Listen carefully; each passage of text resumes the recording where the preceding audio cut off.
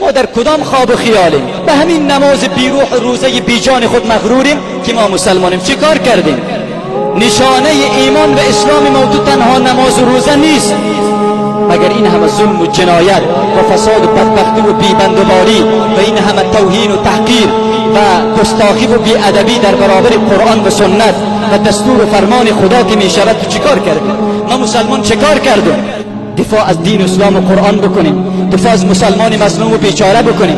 دل ما خوش است که مسلمانیم، دل ما خوش است. نماز میخوانیم زنا میکنیم، نماز میخوانیم قمارم میزنیم، نماز میخوانیم شرابم میخوریم، نماز میخوانیم سودم میخوریم، نماز میخوانیم رشوه ستانی هم میکنیم، نماز میخوانیم دروغ هم میگیم، نماز میخوانیم غیبت هم میکنیم، نماز میخوانیم توهین و تحقیر هم داریم، نماز میخوانیم پدر و مادر آزار میدیم، نماز میخوانیم همسایه را آزار میدیم، نماز میخوانیم مسلمان را آزار میدیم، نماز میخوانیم چل و نیرنگ و فریب داریم. بازم دل ما خوش از مسلمانیم. شرم به این مسلمانی که ما داریم.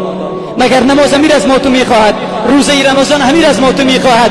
ایمانی که ما تو اقرار میکنیم امیر از ما تو میخواهد؟ کلمه لا اله الا الله محمد رسول الله همین بی حیایی و بی بندوبار از ما تو میخواهد که ما دل ما خوش از افتخار هم میکنیم. خود از همه کرده بیشتر با تقوا و پرهیزگار و پاک جلوه میتیم. شرم به این مسلمانی که ما داریم، افسوس به این مسلمانی که ما داریم. بیاییم کمی بیدار شویم، کمی به خود بیاییم. فردا رفتیم زیر خاک چی جواب داریم؟ فردا به حضور خدا ایستادیم چی جواب داریم؟ فردا در دادگاه عدل الهی قرار گرفتیم چی جواب داریم؟ فردا به حضور محمد مصطفی صلی الله علیه و سلم چی جواب داریم؟ فردا به حضور صحابه چی جواب داریم؟